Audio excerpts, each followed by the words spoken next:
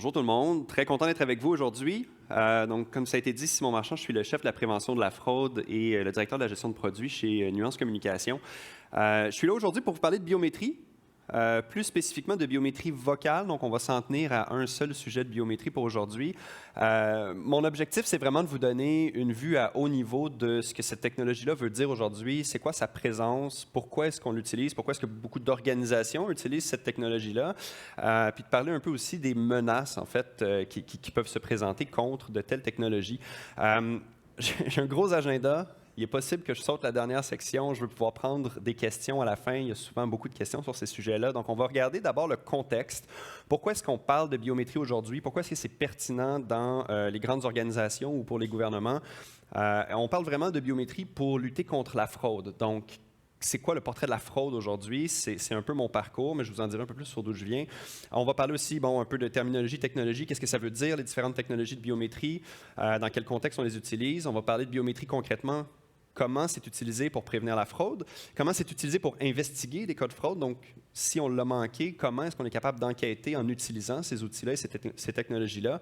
On va regarder les menaces qui sont nouvelles ou futures. Donc, on parle du travail à distance qui devient de plus en plus le nouvel état pour beaucoup d'organisations. Donc, qu'est-ce que ça amène comme nouveaux risques? Et on va aussi parler des deepfakes, des deep voice. On en entend parler, on voit souvent ces technologies-là dans les médias. C'est quoi le risque réel que ça représente pour le consommateur moyen, pour le citoyen moyen? Et c'est quoi le véritable risque, en fait, que des acteurs malicieux utilisent cette technologie-là?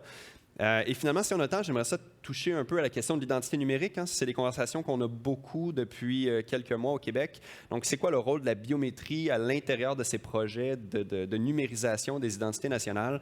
C'est quoi les bénéfices de l'utiliser? C'est quoi les considérations à avoir? Et finalement, je vais prendre quelques questions-réponses. Avant de commencer, ça fait à peu près 12 ans en fait, que je suis en lutte contre la fraude. J'ai travaillé à peu près toute ma carrière là-dedans, chez Bell Canada, à la Banque Laurentienne, à gérer des équipes de prévention de la fraude, de sécurité corporative. Ça fait 3 ans que je suis chez Nuance comme chef de la prévention de la fraude, donc à travailler, à développer des outils de biométrie qui permettent d'identifier les fraudeurs le plus rapidement possible, de manière la plus efficace possible, pour des entreprises dans environ 35 pays.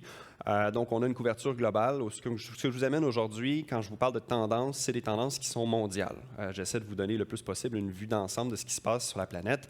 Avant de commencer, Nuance, pour ceux qui ne connaissent pas l'organisation, donc c'est une entreprise de 7000 employés à travers 30 pays, une entreprise qui fait maintenant partie de Microsoft depuis quelques semaines officiellement. À Montréal, c'est 700 employés, donc c'est à Montréal qu'a été développée la technologie de biométrie spécifiquement. Nuance, c'est beaucoup plus vaste que ça.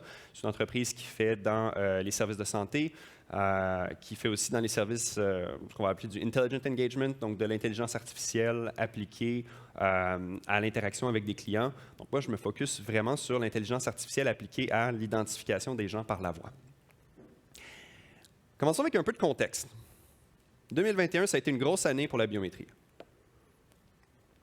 48% d'augmentation dans l'utilisation d'une biométrie, quelle qu'elle soit. On ne parle pas uniquement de biométrie vocale ici, dans la dernière année, ou en fait en 2021 par rapport à 2020.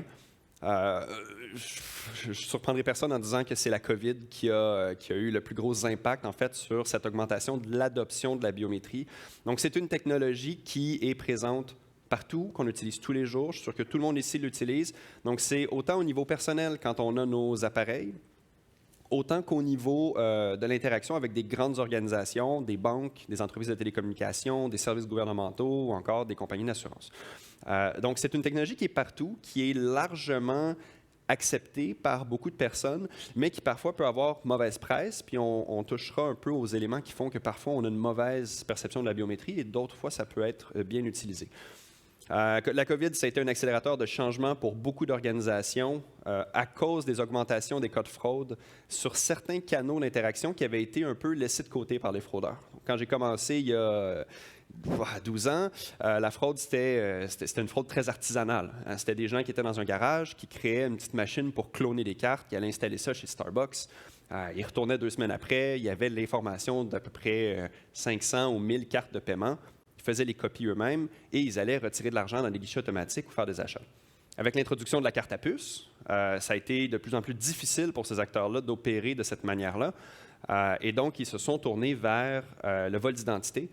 alors que l'information sur les identités des citoyens et des consommateurs devenait de plus en plus abondante sur les marchés. Maintenant, la COVID, avec toute la confusion, le chaos, le stress que ça a causé pour beaucoup de gens et l'obligation de changer nos façons de faire comme organisation, ça fait que les fraudeurs l'ont quand même eu facile depuis 2 ans.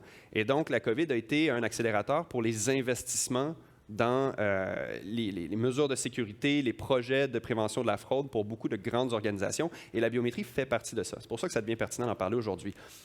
Quand je parle de changement de manière d'opérer pour les fraudeurs, ça, c'est criant. Le nombre de data breach qu'on a vu depuis 10 ans a augmenté de manière assez significative. On voit qu'en 2018, il y a un petit dip, là, à 1244 occurrences. Ça, c'est des chiffres qui sont compilés par un organisme américain. Donc, évidemment, ce n'est pas hyper exhaustif. Mais le 1244, en fait, est indicatif d'un changement de tendance dans la façon que les fraudeurs avaient de cibler certaines organisations. En fait, le nombre je vais prendre un anglicisme, mais de records cette année-là était plus du double de l'année précédente. Donc, moins d'attaques, mais des attaques contre des organisations de beaucoup plus grande envergure, qu'on pense à Equifax, qu'on pense à Capital One, qu'on pense à des gouvernements entiers, en Europe de l'Est notamment et en Amérique centrale. Donc là, on parle de cas où virtuellement toute la population de certains pays ou de certaines régions a été compromise. Donc ça veut dire que cette information-là, elle est accessible, en vente, elle s'échange sur les marchés. Et c'est pour ça que les fraudeurs ont changé leur façon d'opérer. Parce qu'on ne peut pas être un expert en piratage, aller faire un data breach, puis en même temps être un expert à utiliser cette information-là pour se faire passer pour nos victimes. Donc, on a vu à travers la dernière décennie la création d'une vraie supply chain de criminalité, donc une vraie chaîne d'approvisionnement, où on a des groupes partout sur la planète qui vont se spécialiser dans l'extraction de données, d'autres groupes qui vont uniquement se spécialiser dans la gestion de places de marché sur le dark web pour échanger cette information-là, et des groupes criminalisés locaux qui, eux, vont acheter l'information et qui vont être des experts à utiliser de l'information volée pour soit prendre le contrôle du compte d'une victime ou créer de nouveaux comptes au nom d'une victime. Donc, vraiment, cette croissance-là a facilité en fait la transition des opérations de fraude vers quelque chose qui est très résilient. Maintenant, si on fait tomber un dark web marketplace demain matin, c'est pas grave, il y en a encore des centaines qui tiennent. Si on arrête un groupe pour avoir volé de l'information dans une banque, c'est pas grave, il y en a des dizaines qui sont fonctionnels. Donc, c'est un système qui est très résilient, un système qui est très agile, un système qui permet aux différents criminels d'être très, très, très spécialisés dans leur opération. Donc, ils sont souvent beaucoup plus agiles que les grandes organisations et parfois plus connaissants aussi que beaucoup des professionnels qui se chargent de protéger notre information. La croissance des vols d'identité suit exactement la même tendance. Donc, les cas que vous voyez ici, c'est des cas qui sont répertoriés aux États-Unis par la FTC. C'est des cas qui sont rapportés par les victimes elles-mêmes. Donc, il faut avoir été une victime, il faut savoir qu'on a été une victime, il faut prendre la peine de prendre le téléphone, d'appeler et de dire « j'ai été une victime de vol d'identité ». Donc, les chiffres qu'on voit là, ils sont probablement sous-évalués de 5 à 6 fois. C'est généralement le chiffre sur lequel les experts s'entendent. Donc, on voit en 2021 presque 1,5 million de victimes. On parle peut-être plus de 6, 7, 8 millions de victimes aux États-Unis seulement, une année seulement. Donc, vraiment, c'est la disponibilité de cette information-là qui fait que le problème devient endémique. Et vous pouvez voir que 2020-2021, c'est largement pire que les années précédentes, justement à cause de la COVID. Ces chiffres-là sont dus en très grande partie à la fraude contre les programmes gouvernementaux. Donc, au Canada, on a eu les problèmes avec la fraude à la PCU, qui sont encore très difficiles à quantifier, parce que les gouvernements ont des méthodes d'authentification et d'identification qui sont généralement très obsolètes. On vous demande votre numéro d'assurance sociale, la ligne 125 du rapport d'impôt, et voilà, c'est tout ce qu'il nous fallait, on vous envoie un chèque par la poste. Donc, les problèmes qu'on rencontre ici avec la fraude à la PCU, ça a été les mêmes problèmes aux États-Unis, c'est les mêmes problèmes dans tous les pays qui ont mis en place des programmes d'urgence pour la COVID. Les fraudeurs se sont tournés rapidement vers ces cibles-là. C'est des cibles qui sont faciles, justement parce que leurs processus sont vieux, sont datés, et ça leur prend énormément de temps avant de s'adapter à un nouveau vecteur d'attaque. On parle un peu de terminologie. Quand je parle de biométrie, on parle de 5 grandes technologies, disons, dans le monde de tous les jours. Donc, la reconnaissance faciale, Pas besoin d'en dire plus. Elle a assez mauvaise presse, la reconnaissance faciale, souvent associée à des questions de surveillance de masse, d'invasion de la vie privée, donc surveillance dans des lieux publics. À une échelle plus individuelle, c'est le Face Unlock sur notre téléphone. Ça a ses faiblesses, la reconnaissance faciale, notamment si on porte un masque, notamment si on a un vieux téléphone entre les mains, donc un téléphone qui a plusieurs années, souvent sont plus vulnérables à des attaques, ce qu'on appellerait un presentation attack. Donc, je présente une photo, un rendu 3D de ma victime. Donc, reconnaissance faciale, ça requiert d'avoir un appareil dans les mains. Soit une caméra, soit un téléphone intelligent, mais ça requiert d'avoir un matériel particulier. Même chose pour l'empreinte digitale, hein, c'est facile de débarrer un téléphone, mais si j'appelle ma banque pour que ma banque puisse valider mon empreinte digitale, mon téléphone ne fonctionnera pas. Parce que l'empreinte digitale que j'ai utilisée pour déverrouiller mon téléphone, elle n'est que sur mon téléphone. La banque n'a aucun contrôle sur la personne que je suis au moment où je fais mon enrôlement d'empreinte digitale. Ce qui nous amène à 3 technologies qu'on dit device agnostic, puis vous m'excuserez les anglicismes dans mes diapos parfois. Je n'ai pas souvent la chance de présenter en français. Donc, j'ai essayé de vous traduire le plus possible, mais il y a des expressions qui ne me venaient pas. Donc, device agnostic, des technologies de biométrie qui ne requièrent pas de matériel spécifique pour que la personne puisse en bénéficier. La première, c'est le comportement. Ce qu'on appelle du behavioral biometrics, c'est vraiment la façon dont on interagit avec un appareil, mais pas un appareil spécifique. Donc, la manière dont je vais tenir mon téléphone, l'angle auquel je le tiens, la façon que j'ai de taper, la superficie de mes pouces quand je suis en train de taper sur l'écran, la façon dont je vais balayer de gauche à droite, tout ça peut permettre de créer un profil qui est unique. Donc, ça permet, si quelqu'un prend mon téléphone et va dans une application qui est protégée par une technologie comme ça, d'identifier que ce n'est pas la même personne qui est en train d'utiliser l'appareil. Donc, on peut verrouiller la session, on peut décider d'envoyer une authentification à 2 facteurs pour s'assurer que c'est la bonne personne. La deuxième technologie, et celle qui est au cœur de ce dont on parle aujourd'hui, mais aussi au cœur de ce que Nuance développe, c'est la biométrie vocale. Donc, la biométrie vocale, c'est vraiment basé sur le son de ma voix. Ça n'a rien à voir avec le langage, ça n'a rien à voir avec les mots que j'utilise, les expressions, ça n'a rien à voir avec le téléphone que j'utilise pour parler avec ma banque, le fait que je sois sur Skype ou que je sois sur une vieille ligne filaire, mais c'est vraiment le son unique de ma voix. Je pourrais parler français, anglais, un langage inventé, je sonne toujours comme la même personne. Donc, la façon dont on fonctionne pour créer une empreinte vocale, on a des réseaux de neurones qui vont analyser un court segment audio, on parle d'environ 2 secondes d'audio, qui vont être capables de créer une représentation de ma voix en utilisant environ 1 millier de différents paramètres. Cette empreinte-là devient unique. Donc, si quelqu'un d'autre tente de se faire passer pour moi, on va faire une représentation mathématique de la voix de cette personne-là, la comparer avec ce qui est attendu pour moi. Et encore une fois, peu importe d'où provient l'appel, peu importe le langage que j'utilise lors de la conversation, on va être capable en quelques secondes de dire « oui, c'est Simon qui est en train de me parler » ou « non, c'est une autre personne ». Ou pire, c'est un fraudeur connu qu'on a déjà entendu par le passé. Donc, il y a plusieurs années, quand on a commencé à développer ces technologies-là, il y a 20 ans, on avait des paramètres que des scientifiques du langage allaient définir par eux-mêmes. On avait environ une centaine de paramètres. Maintenant, tout est entièrement drivé par du machine learning, par de l'intelligence artificielle et à peu près 1 millier de paramètres. Mais c'est vraiment des caractéristiques physiques, donc mes cordes vocales, mon larynx, mon œsophage, la façon dont le son passe, mes sinus ont aussi un effet là-dessus. Donc, on crée une empreinte qui est unique. Ce n'est pas parce qu'on n'utilise pas les mots pour la biométrie vocale qu'ils ne comptent pas, mais on les utilise dans une technologie séparée qu'on appelle la biométrie conversationnelle. Donc, la biométrie conversationnelle ne se concentre que sur les mots que j'utilise. J'ai donc une empreinte pour chaque langage que je parle. Et là, ce qu'on va regarder, c'est vraiment la vitesse à laquelle je vais passer à travers chaque mot, mes hésitations, le vocabulaire spécifique que je vais utiliser, mais aussi le vocabulaire que des fraudeurs vont utiliser. Alors, vous avez probablement entendu parler de SIM swap. Hein? C'est un gros problème pour les télécoms, surtout en Amérique du Nord, mais on va dire dans le monde occidental en général. Les fraudeurs ne demandent pas pour un SIM swap de la même façon qu'un client légitime le ferait. Et les clients légitimes demandent de changer leur carte SIM. Hein? Pour certains opérateurs au Canada, c'est 50 000 changements légitimes par jour pour une poignée de changements frauduleux. Mais la façon dont c'est demandé est différente. Donc, si on a un nouveau fraudeur, quelqu'un qu'on n'a jamais entendu par le passé, quelqu'un dont on n'a pas pu prendre la voix pour la mettre sur une liste de surveillance, cette personne-là va quand même avoir une façon de demander qui va être différente d'un client légitime. Cette personne-là peut suivre un script, elle peut avoir été engagée, elle peut être coachée, elle peut appeler d'un centre d'appel de fraude de l'étranger. Donc, ils ont tous le même script à suivre. Et c'est ce que de la technologie de biométrie conversationnelle permet de faire. L'avantage d'utiliser les mots, c'est qu'on peut utiliser les mots écrits. Donc, si je suis dans une session de chat, j'utilise certains emojis, certaines ponctuations, je fais les mêmes fautes d'orthographe.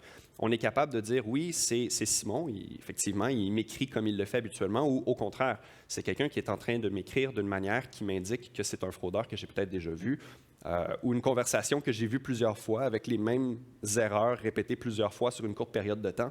Et à ce moment-là, on est capable d'identifier que l'interaction est problématique.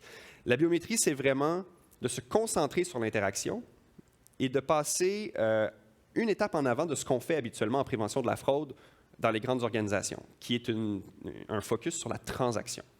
Quand vous faites un achat à l'étranger qui est hors de vos habitudes, bien là, votre banque peut suspendre votre carte, essayer de vous appeler pour valider que vous êtes bel et bien à l'étranger, mais ce qui s'est passé dans les faits, c'est que la transaction a eu lieu.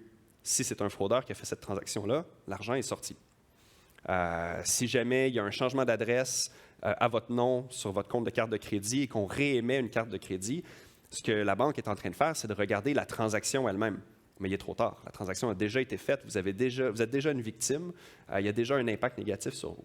Ce qu'on fait, c'est qu'on va valider l'interaction. Dans les premières secondes où une personne va s'exprimer, on va être capable de dire est-ce que c'est la bonne personne et est-ce que c'est un fraudeur que j'ai entendu par le passé. Donc, on identifie l'individu. Ce qui m'amène à un scénario, je vous donne un scénario aujourd'hui de prévention de la fraude. Donc, la manière dont ça s'utilise dans beaucoup d'organisations, évidemment, la première façon de l'utiliser, c'est protéger les clients existants. Simon appelle, je connais Simon, il m'a déjà donné son empreinte vocale. Donc, quand j'appelle, je dis bonjour, je suis Simon, je veux changer ma carte de crédit, mon adresse de carte de crédit et en avoir une nouvelle. C'est plus que suffisant pour pouvoir dire c'est la bonne personne, envoyons-lui une nouvelle carte. Pas de question de sécurité, ce qui veut dire que ce qu'on sait peut être complètement extrait du processus d'authentification. C'est la plus grande vulnérabilité des gouvernements. Ils ne valident que ce qu'on sait, et ce qu'on sait, c'est quelque chose qui se vole, c'est quelque chose qui est déjà disponible pour les fraudeurs, soit parce qu'ils ont eu accès à notre bureau de crédit, soit parce qu'ils ont décidé de faire du harponnage, donc de nous cibler très spécifiquement, d'aller chercher cette information-là qu'on partage délibérément sur les médias sociaux. Donc, ce qu'on veut, c'est retirer le ce qu'on sait et se concentrer sur le ce qu'on est. Il y a aussi ce que l'on possède, hein, la possession, mais ça, un téléphone, ça se vole. Ça ne veut pas dire grand-chose. On n'est pas capable de dire que c'est effectivement moi qui fais la transaction si on utilise mon appareil. L'autre façon, et un des plus grands défis, en fait, quand on est en prévention de la fraude, c'est de détecter les identités de synthèse ou de détecter les identités volées utilisées pour créer un compte. Donc, imaginez-vous, vous avez quelqu'un qui vient vers vous pour la première fois, qui tente d'obtenir un service à haut risque, à haute valeur. Soit il veut obtenir un appareil gratuit qu'il va devoir payer sur 3 ans, soit il veut ouvrir une carte de crédit qui va pouvoir maxer à plusieurs milliers de dollars, soit il va avoir un chèque de PCU, mais c'est la première fois que cette personne-là nous contacte. Qu'est-ce qu'on fait dans ce temps-là? Encore une fois, en ce moment, la manière dont on fonctionne, on va souvent demander le bureau de crédit, demander certaines pièces d'identité. Ce qu'on est en train de faire, c'est qu'on corrobore la personne qui nous parle avec une identité qui est, on va parler de claimed ID, donc une identité prétendue. Je dis que je suis Simon, on sort mon bureau de crédit, puis bon, effectivement, si c'est Simon, il devrait savoir toutes les choses qui sont sur le bureau de crédit. La réalité, c'est que les fraudeurs l'ont, cette information-là, et souvent, ils la connaissent beaucoup mieux que les victimes elles-mêmes. Si je vous demande avec quelle banque vous avez contracté votre prêt automobile il y a 4 ans, puis combien vous payez aux 2 semaines, il y a des grosses chances que vous ne le sachiez pas, que ça soit plutôt opaque pour vous, alors que le fraudeur, devant lui, a cette information-là, il peut y répondre rapidement. Donc, nous, ce qu'on fait, et ce qui est fait avec la biométrie par justement ces grandes organisations qui l'utilisent aujourd'hui, on capture l'audio en mode passif. Donc, dans les premières secondes de l'interaction, on écoute qui est cette personne. On n'est pas capable de dire qui c'est, mais on est capable de comparer la voix sur une liste de fraudeurs qui est gérée par l'organisation et de déterminer si c'est la voix d'un fraudeur connu. Un fraudeur, ça appelle 20, 30, 40 fois par jour. Habituellement, c'est une business, hein, ça roule de 9 à 5. C'est des gens qui sont très actifs, très prolifiques, très bien organisés. Donc, on est capable d'entendre ces voix-là régulièrement. On est capable de rapidement les mettre sur une liste et de les empêcher d'aller ouvrir plus de comptes. L'autre utilisation qu'on peut faire, c'est prévenir la fraude interne. Je parlais des menaces qu'il faut considérer aujourd'hui qui n'étaient peut-être pas autant des menaces il y a 2 ans, comme le travail à distance. Le travail à distance, ça pose des risques réels. Dans les grands centres d'appel, il y a souvent un clean desk policy. On rentre là, on n'a pas de téléphone, on n'a pas de papier, on ne prend pas de notes, justement parce qu'on veut éviter qu'un agent de premier niveau qui a accès à de l'information sensible, de l'information qui a beaucoup de valeur, soit capable d'extraire cette information-là lui-même. Donc, posons-nous quelques questions avec le work from home maintenant. Comment est-ce qu'on sait si un agent est d'abord ciblé par le crime organisé? Donc, c'est loin d'être une anomalie que de voir le crime organisé recruter en allant sur LinkedIn, chercher des gens qui travaillent dans des centres d'appel, des gens qui vont souvent avoir des bas salaires, donc qui vont être plus prompts à accepter une offre de, j'ai juste bribe en tête, mais un pot de vin, voilà. Donc, il y a du recrutement actif qui se fait. Comment est-ce qu'on est capable de s'assurer qu'un employé n'a pas été ciblé et n'est pas en train de faciliter le travail du crime organisé? Comment est-ce qu'on contrôle l'accès au système de l'entreprise? Si l'ordinateur est chez moi, puis que j'ai mis mon mot de passe sur un post-it sur mon écran, comment est-ce qu'on sait que ce n'est pas un membre de la famille, un ami, un coloc qui est en train d'accéder à des systèmes sensibles de l'organisation, peut-être pour aller y chercher de l'information? Et finalement, comment est-ce qu'on force l'application d'un Clean Desk Policy? Si c'est mon vrai employé, comment est-ce que je m'assure que l'information n'est pas volée par ce dernier? Alors, la chose à faire, c'est de retirer les informations qu'on utilise pour faire de l'authentification sur la connaissance, parce qu'on n'a plus besoin de cette information-là. Donc, si un système d'intelligence artificielle est capable en 2 secondes de dire c'est la bonne personne avec le son de sa voix, on n'est pas obligé de mettre le nom de jeune fille de la mère, la date de naissance, mon solde, ma limite de crédit. Tout ça peut être caché de la vue de l'agent. Donc, on sécurise le poste de l'agent en retirant de l'information qui pourrait être volée, revendue ou réutilisée. L'autre chose qu'on peut faire, c'est s'attaquer au problème de recrutement par le crime organisé à même les centres d'appel. Donc, le recrutement sur LinkedIn, c'est difficile à arrêter. On n'a pas le contrôle de ce canal-là. Par contre, et c'est un peu fou, en fait, quand on se met à voir ça, mais le recrutement actif dans les centres d'appel, ce n'est pas une anomalie non plus. Donc, des fraudeurs, des groupes criminels qui vont appeler.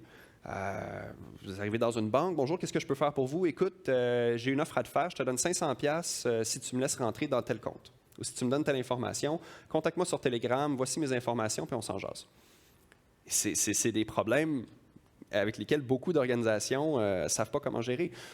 Parce que qu'est-ce qu'on fait? Est-ce qu'on écoute toutes les conversations? Est-ce qu'on essaie de faire passer des détecteurs de mensonges aux gens? C'est impossible de pouvoir monitorer toutes les conversations. Par contre, si on est capable de transcrire tous les mots de toutes les conversations et de faire ressortir certaines intentions, certaines thématiques, certains mots qui sont prononcés, une offre d'argent, une contrepartie de service, si on a ces technologies-là en place, donc on parle de biométrie conversationnelle, on est capable d'identifier les interactions les plus à risque. On est capable d'aller cibler ces employés-là, de faire des suivis avec eux, peut-être de monitorer plus activement ce qu'ils vont faire sur leur poste de travail et de vraiment réduire la quantité d'efforts et d'énergie qu'on va devoir investir pour prévenir ces cas de fraude-là. La dernière chose à faire, c'est que si je ne suis pas en train de parler à ma banque, il n'y a aucune raison que ma banque ait accès à mes informations personnelles. Il n'y a aucune raison qu'un agent puisse aller dans un système de gestion de clients, ouvrir 10 dossiers en 10 minutes. Ces informations-là devraient être verrouillées derrière mon empreinte vocale. Donc, je suis dans la conversation, j'y consens, je consens à ce que l'information soit retirée de mon dossier et on valide qui je suis avec ma voix, non pas avec un processus qui est faillible parce qu'on se fie à un être humain. Ça n'empêche pas tous les cas de fraude, évidemment, la biométrie. Ça en empêche beaucoup, ça en réduit énormément. Mais il y en a toujours quelques-uns qui finissent par passer dans les mailles du filet. Le risque zéro n'existe pas. Puis je ne vais pas faire un cours sur l'investigation, ce n'est pas un cours sur la fraude, mais une des choses les plus importantes que permet la biométrie, parce qu'elle permet d'identifier l'être humain, c'est de transformer la manière dont on crée les cas d'investigation. Dans beaucoup d'organisations, dans la plupart des organisations, l'investigation se fait comme ça.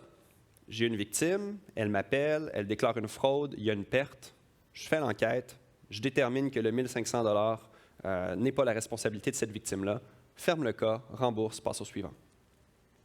Le problème avec ça, c'est que si vous allez voir la SQ, la GRC, peu importe, pour leur dire, écoutez, j'ai des cas de fraude. La réalité, c'est que la plupart des banques ont des centaines, voire des milliers de cas comme ça chaque année. Il n'y a aucun corps policier, les forces de l'ordre ne s'intéresseront pas à ces cas-là parce que c'est des cas de toute façon qui sont des fraudes de moins de 5 000 la plupart du temps. Donc, les peines sont très minimes et l'effort que ça requiert est surhumain. Parce que là, on parle d'investiguer à l'échelle québécoise peut-être plusieurs dizaines de milliers de cas chaque année. Par contre, si je suis capable de rattacher tous ces cas-là à une seule voix, à une seule personne, j'en mets 4, là, mais vous pouvez imaginer que la somme des pertes de tous ces dossiers-là devient un seul cas. Une seule victime ou un seul petit réseau de criminels. Et je suis capable de dire, là, c'est pas 100 fois 1000 cas ou 100 fois 1000 $ ou 1000 fois 1000 $. C'est un cas de 100 000 ou un cas d'1 million de dollars qui est rattaché à une personne. Et cette personne-là a probablement un compte bancaire quelque part, un compte bancaire légitime. Donc, des enquêteurs sont capables d'utiliser ces technologies-là pour retrouver la bonne personne. Et on l'a vu, là, je vais prendre un cas qui est au Royaume-Uni, mais c'est un cas j'ai des cas comme ça aux États-Unis aussi. Au Canada, je les attends encore, mais on a des banques qui sont en train de faire une étape de plus, d'aller un pas plus loin dans leur travail. Au lieu de se contenter de réduire les pertes pour leur organisation, ils sont en train, en fait, de jouer un rôle plus global dans la société. Parce que la fraude d'identité, règle générale, ce n'est pas que la perte monétaire, ce n'est pas juste l'impact sur la victime qui trouve ça difficile, puis stressant, puis angoissant. C'est aussi ce que ces groupes-là font avec l'argent qu'ils sont capables d'aller chercher. Et quand on commence à enquêter sur des réseaux qui sont transnationaux, là, on tombe dans des questions, évidemment, de trafic humain, de trafic de drogue, de financement d'activités terroristes. Donc, quand une équipe de professionnels de la fraude est capable d'aller un pas plus loin et d'aller trouver le fraudeur qui est derrière ces cas-là, on est capable d'aller aux forces de l'ordre, de dire, écoutez, j'ai, comme dans ce cas-ci, un demi-million de dollars qui est rattaché à une seule personne. Voilà, le cas est prêt à 90 %. Il ne vous reste qu'à aller le cueillir et l'amener devant les tribunaux. Donc, ça permet, quand on parle de responsabilité sociale de l'entreprise, ça permet aux entreprises de jouer un rôle qui est majeur. Parce que jusqu'à aujourd'hui, depuis 30-40 ans, on ne courait pas après les fraudeurs. C'est trop de troubles, c'est trop de travail, c'est trop d'énergie, alors que maintenant, on est capable de rattacher les dossiers d'enquête à une personne. Ce qui m'amène à la question des deepfakes. Vous avez peut-être vu cet article-là en 2019, un fraudeur qui aurait utilisé une voix synthétisée d'un chef d'entreprise pour faire un transfert d'argent. Ou encore cet article-là qui est sorti en 2021, exactement la même chose. Bizarrement, ces articles-là sont les deux seuls articles depuis 2019, où une voix de synthèse aurait été utilisée avec succès pour commettre une fraude. Vous pouvez imaginer que si les voix de synthèse étaient vraiment si faciles que ça à utiliser, on aurait bien plus que 2 cas, surtout si ce qu'on peut faire, c'est 35 millions dans nos poches. La réalité de ces 2 articles-là, qui frappent l'imaginaire, puis qui ont fait parler beaucoup, puis qui ont spiné dans les médias, tous médias confondus, c'est que quand on creuse l'histoire, quand on essaie de trouver l'expert qui s'est prononcé sur l'utilisation d'une voix de synthèse, il y a très peu de preuves matérielles, en fait, que ça s'est effectivement passé. Les cas qui sont là, c'est ce qu'on appelle de la fraude du président. C'est des cas qui sont très communs. Au Québec, on en a eu un très, très impressionnant avec la Coop fédérée. Ça se passe tous les jours, ça arrive depuis des décennies.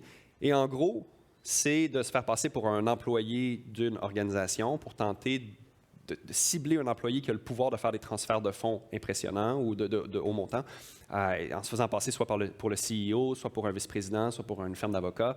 On les convainc de faire un transfert de fonds. La réalité, c'est que c'est probablement, vu que ce sont des chefs d'entreprise qui sont fait cibler, il y a probablement une question d'ego là-dedans où ils ont dit il est impossible que je me sois fait avoir par une mauvaise imitation ou par la mauvaise personne. Ça devait être une voix de synthèse. Et évidemment, puisqu'il y a une question d'ego, puisque c'est plusieurs millions de dollars, on n'essaie pas de creuser trop, puis on leur donne. La réalité, Nuance gère en ce moment 600 millions d'empreintes vocales dans le monde. Il n'y a eu aucun cas de voix de synthèse utilisée par des fraudeurs avec succès contre des systèmes de biométrie vocale. Et ces cas-là, c'est des anomalies qui ne sont pas indicatives d'un vrai nouveau problème aujourd'hui. Ça ne veut pas dire qu'il ne faut pas s'en préoccuper. Ça ne veut pas dire que ça ne sera pas un problème plus tard. Il y a 2 façons de créer des voix de synthèse. Là, je ne sais pas si mon audio va partir, mais donc la synthèse complète de la voix, Pour ceux d'entre vous qui veulent l'utiliser, c'est super impressionnant. Vous pouvez aller utiliser Descript, qui est anciennement Lyrebird, une start-up montréalaise. C'est un logiciel qui est ouvert au grand public. Vous pouvez enregistrer votre voix pendant 30 minutes, puis ensuite vous tapez un texte, puis le texte va être lu avec votre voix de synthèse. C'est très, très bon à l'oreille, très impressionnant. C'est une technologie qui est vendue pour les gens qui font des podcasts. On fait un podcast, on s'est trompé, on change un mot. Puis bon, dans 30 minutes d'audio, on ne s'en rend pas trop compte. Donc, très bonne qualité à l'écoute. Jamais assez bon pour un algorithme de biométrie, ni pour un algorithme de détection de synthèse vocale, mais très bon à l'écoute. Le problème, c'est que c'est long et c'est complexe. Il faut lire 30 minutes de texte, idéalement dans un bon micro, dans un studio, sans bruit de fond, pas sur un téléphone.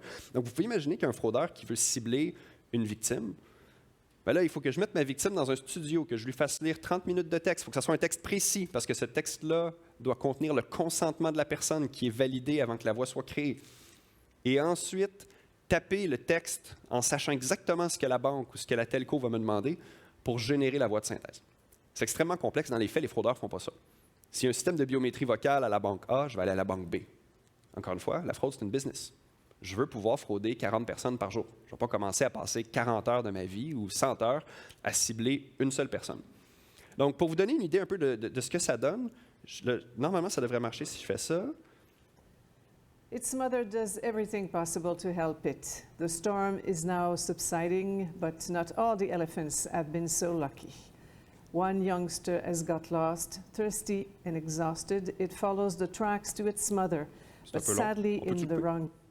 Ah, c'est bon, voilà. Donc, vous entendez Sophie Thibault de TVA qui s'est prêtée au jeu, en fait, de créer une voix de synthèse pour l'émission JE qui a été diffusée en novembre dernier. Donc, on a collaboré avec eux. Ils nous ont appelés, ils nous ont dit « On parle de fausses nouvelles, on parle de deepfake. Êtes-vous capable de détecter ça, des voix de synthèse? » Bien sûr, on est capable. Donc, ce que vous entendez, en fait, c'est une partie du texte que Descript va vous faire lire si vous décidez d'aller créer votre voix. Maintenant, ça a permis de créer une voix de synthèse et de lui faire dire n'importe quoi. Donc, le deuxième extrait, c'est la voix qui a été générée. Montreal hacker reveals secret code that can clear any ATM. A young Montreal hacker, known as Goxpo1337 on Reddit, caused quite a stir on Sunday night when he revealed how to hack an ATM. Ce qui est intéressant, c'est que son accent anglais est bien meilleur dans la version de synthèse, parce qu'évidemment, c'est un logiciel qui est conçu pour des locuteurs anglophones. Donc, ça a tendance à améliorer même notre accent québécois très, très présent. C'est la bonne voix. On entend qu'il y a quelque chose qui est off un peu, hein? C'est un peu robotique. Quand on lit le texte de Descript, il nous encourage à mettre de l'émotion dans la lecture, donc à mettre des intentions, puis à essayer de varier. Donc, plus on varie, plus la voix va être crédible. Dans ce cas-là, sans dire qu'elle était monotone, mais elle était quand même dans un range qui était assez limité. Vous pouvez voir que ça sonne très, très bien. Même une voix comme ça ne passe pas pour briser un algorithme de biométrie vocale, par contre. Le deuxième exemple, qui est peut-être le plus dangereux, je vais mettre des guillemets ici, c'est l'extrapolation. Et à ce moment-là, on a besoin de 5 secondes de la voix de quelqu'un, très, très court.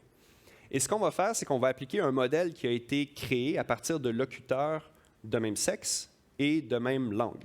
Donc, on va prendre ma voix, on va créer un modèle à partir de locuteurs francophones québécois, des hommes de 30 ans, puis on va prendre mon 5 secondes, puis appliquer ce modèle-là pour extrapoler ce que serait ma voix de synthèse. Dans ce cas-là, on a donc la voix qui sert d'échantillon. Words are framed to express a level of thought, which is by no means primitive. Et la voix qui a été synthétisée par extrapolation. Modern birds are classified as coelurosaurs by nearly all paleontologists. Il y a encore quelque chose qui fait qu'on n'y croit pas trop. Il y a un uncanny valley. La plus grosse limitation de cette technologie-là, c'est que dès qu'on essaie de faire des longues phrases, ce qu'on va appeler le pacing, donc le rythme de la voix, sonne très robotique. Donc, si j'avais laissé un extrait comme ça pendant 15, 20, 30 secondes, vous auriez dit non, il y a quelque chose qui ne fonctionne pas avec ça. Donc, ça, c'est les deux technologies qu'on voit en ce moment. Encore une fois, vous pouvez imaginer, même pour le 5 secondes, si je veux avoir une voix de bonne qualité, je ne le ferai pas au téléphone. Ce n'est pas parce que vous décrochez et que vous dites « allô » à un appel d'un fraudeur que tout d'un coup, votre voix va être utilisée pour des systèmes de biométrie vocale. La technologie n'est pas là aujourd'hui. Ça ne veut pas dire, comme je disais, qu'il ne faut pas s'en préoccuper. C'est pour ça qu'on a à peu près 300 personnes en recherche et développement qui développent chaque trimestre des nouveaux algorithmes, non seulement de biométrie vocale, donc d'identification de ma voix, mais d'identification des voix de synthèse. Des synthétiseurs, des enregistreurs, il y a toutes sortes d'autres technologies qu'on s'assure de pouvoir détecter dans une interaction. Maintenant, c'est quoi la vraie menace? La vraie menace des voix de synthèse, c'est... Oups, attendez un peu, je suis désolé.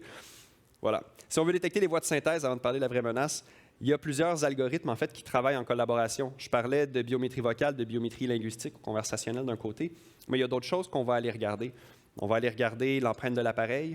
On va aller regarder est-ce que c'est une voix de synthèse, est-ce que c'est un enregistrement, est-ce que c'est une personne qui est présente lors de l'appel, selon le contexte des réponses qu'elle va me donner. Est-ce que c'est un robot? Dans certains cas, ça va être carrément juste une voix robotisée. La biométrie linguistique, je vais quand même attirer votre attention là-dessus. Ce qu'on a entendu, c'est des voix qui ressemblent. Mais la façon de parler, le rythme, les mots qu'on choisit, ça, ce n'est pas reproduit. Dans les faits, le fraudeur décide du texte qu'il va aller reproduire. Donc, si on a une voix qui sonne pareil, mais peut-être que la personne ne s'exprime pas de la même manière. Donc, tout ça va passer dans un moteur d'intelligence artificielle qui va compiler les résultats et qui va permettre de dire oui, c'est la bonne personne, non, ce n'est pas la bonne personne. Et pourquoi est-ce qu'on pense que ce n'est pas la bonne personne? La conférencière qui était là juste avant parlait de transparence. Il ne suffit pas de donner un score puis de dire oui. Ce qu'on fait, nous, on a une approche, on va dire, de boîte de verre. Quand on dit que c'est la bonne personne, quand on dit que c'est un fraudeur, on explique pourquoi. Est-ce que c'est parce qu'on pense que, justement, ce n'est pas le bon appareil et que c'est une voix de synthèse et un enregistrement? Si c'est le cas, on va dire c'est un fraudeur pour les raisons suivantes. Et là, les analystes de fraude ont la liberté de mener leur propre analyse. On ne fait jamais de décision automatique basée sur ces algorithmes-là. Ce n'est qu'un outil pour mettre en lumière les cas qui sont les plus intéressants pour des équipes de fraude. Le bénéfice concret de ça, c'est qu'on passe de systèmes de détection qui roulent à 15-20 % de précision, donc 20 % des alertes générées sont des alertes de fraude, à des systèmes qui vont rouler à 85 % de précision. Donc 85 % de ce que je présente à un enquêteur s'avère être un cas confirmé, un true positive. La vraie menace, c'est ça. Donc vous avez peut-être vu la vidéo du président Zelensky qui est sortie il y a 2 semaines déjà, ça va vite cette guerre-là. Mais le risque réel des technologies de deepfake et de deep voice, c'est des acteurs nationaux qui voudraient se servir de ces technologies-là pour déstabiliser d'autres pays. Dans ce cas-là, c'est pour ceux qui n'ont pas vu la vidéo, on le voit déjà à la photo, là, qu'il y a quelque chose qui est off. Quand on regarde la vidéo complète, c'est évident que ce n'est pas la bonne personne. La voix n'est pas la bonne non plus, elle est mal synthétisée, mais on avait le président Zelensky qui appelait à déposer les armes il y a 2 semaines en disant « Je me rends, la Russie a gagné, c'est les meilleurs, vive Poutine ». La particularité de ça, c'est que ça a été diffusé sur une chaîne nationale. Donc, il y a une chaîne de télévision nationale qui a été piratée et qui a diffusé ces images-là. Donc là, vous imaginez que vous êtes sur Radio-Canada et là, vous avez Justin Trudeau tout d'un coup qui vous passe un message en disant que finalement, Poutine avait raison. Il ne faut pas que le deepfake soit trop bon. Là. Il y a beaucoup de personnes qui n'y penseront pas 2 fois à cause de la nature de là où l'information nous parvient. Mais elle est là, la menace réelle. Et elle est là, la menace réelle, à mon avis, pour les 4-5 prochaines années. Vous et moi ne verrons pas nos voix synthétisées si rapidement que ça. Encore une fois, même si la technologie est très, très, très adoptée, très largement adoptée, je vous dirais que si vous faites affaire avec une banque au Canada, il est très possible que vous utilisiez de la biométrie vocale. Si vous faites affaire avec des telcos au Canada, il est très possible que vous utilisiez de la biométrie vocale. Il reste certaines organisations qui ne l'utilisent pas. Et ce qui est intéressant, c'est qu'on a le téléphone qui sonne très rapidement parce que les fraudeurs s'en vont là. Donc, on a vraiment un mouvement très clair de fraudeurs qui quittent les organisations qui ont de la biométrie, qui s'en vont vers des organisations plus archaïques, qui, là, se retrouvent un peu en mode rattrapage. On a 20 minutes. J'aimerais ça parler un peu d'identité numérique. Pardon. Il y a certains cas d'usage à utiliser la biométrie pour enrichir l'identité numérique. Donc, on parle d'identité numérique, on parle de passer de mon permis de conduire plastique et d'en faire une pièce qui est virtuelle, de pouvoir la mettre dans un portefeuille d'identité, mais aussi d'enrichir toute la sécurité qui entoure ça. Ceci dit, le fait de dématérialiser nos pièces d'identité, ça permet d'y ajouter de l'information. Ça permet d'ajouter mon empreinte vocale, ou digitale, ou ma photo pour faire la reconnaissance faciale. C'est des choses qui se font dans d'autres pays. Hein. Si vous allez au Mexique, par exemple, vous voulez encaisser votre pension, pour ouvrir votre compte de pension, ce qu'on va faire, c'est qu'on va vous demander de vous présenter en succursale. On va comparer votre visage à la photo qui est disponible pour toutes les banques, mais qui est tirée d'une base de données gouvernementale. Et une fois qu'on sait que c'est vous, on va enrôler votre empreinte vocale. Et après ça, à chaque mois ou à chaque trimestre, vous allez faire un appel dans un système automatisé, dire ma voix confirme mon identité. Voilà, on sait que vous êtes toujours vivant et on sait que vous pouvez continuer d'encaisser votre pension. C'était un gros problème en Amérique du Sud parce qu'il y a des gens qui étaient morts depuis 5, 6, 7, 8 ans, mais ils continuaient de recevoir un chèque de pension parce que la famille s'assurait que les paiements continuaient de se faire. Donc, il y a des bénéfices à ajouter des facteurs biométriques. On peut penser à l'ouverture d'un compte de banque. On peut penser à fournir une pièce d'identité aux forces de l'ordre. Je me fais arrêter sur le bord de l'autoroute. Comment est-ce qu'on s'assure que c'est vraiment un vrai permis de conduire, mon permis de conduire? Donc, il y a des bénéfices aussi à ne pas avoir à traîner ces pièces-là avec soi, mais de les avoir sur téléphone. On peut faire une authentification pour recevoir des services gouvernementaux. Et là, c'est important de dire en ligne, en téléphone ou en personne.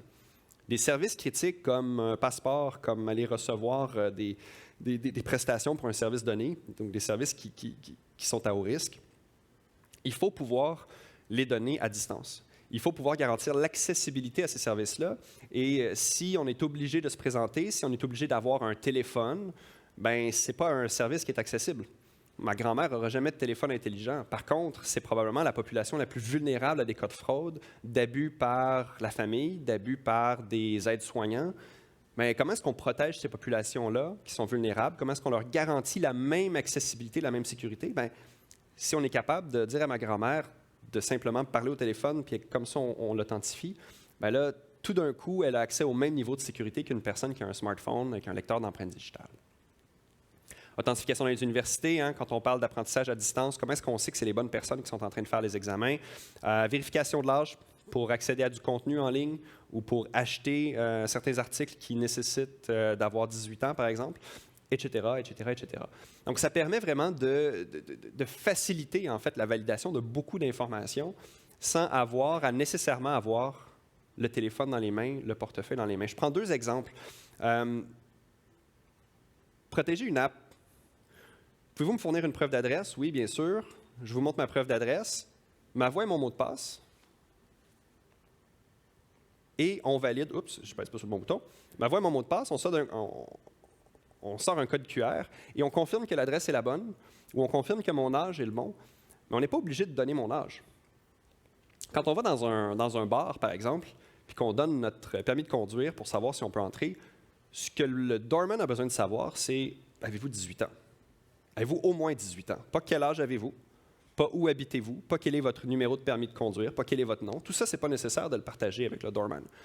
Si je suis capable de me présenter et de dire ma voix confirme mon identité, j'ai un code QR qui dit cette personne a le droit d'entrer dans votre établissement. Vous n'avez pas besoin de savoir c'est qui. Vous n'avez pas besoin de savoir pourquoi. Vous n'avez pas besoin de savoir quoi que ce soit. Elle est en âge d'entrer.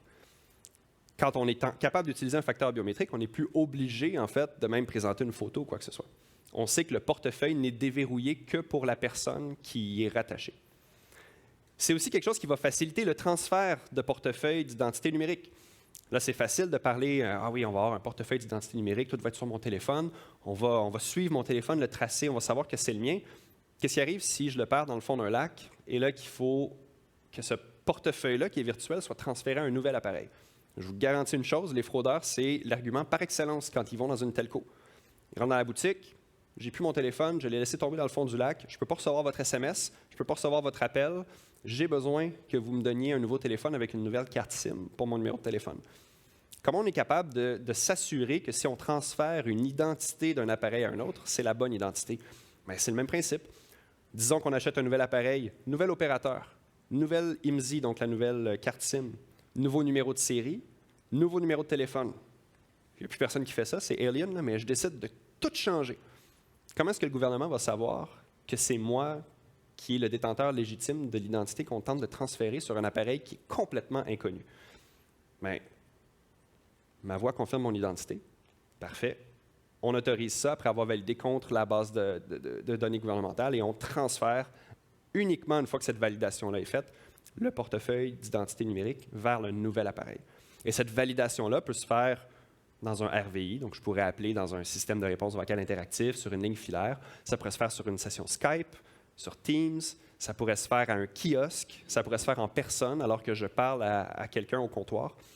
tous les canaux où je suis capable de parler, on est capable de capturer cette voix-là et de la vérifier contre une base de données centralisée où la voix a été créée et encryptée, on va être capable de s'assurer que c'est toujours la bonne personne qui fait la requête, au lieu de se fier à l'appareil ou à des questions de connaissance. Donc, pour résumer, la biométrie peut renforcer l'identité numérique, évidemment. Ça sécurise le transfert entre appareils, mais règle générale, ça garantit une plus grande accessibilité à des services critiques, à des gens qui sont plus vulnérables, qui ne peuvent pas nécessairement se déplacer, mais qui ont autant, sinon plus, besoin d'avoir accès à ces services-là. Et c'est ce qu'on peut faire avec des technologies comme la biométrie vocale. Et sur cette note, j'ai été rapide, il me reste 15 minutes pour prendre des questions. Est-ce qu'on doit laisser... On va laisser le thème.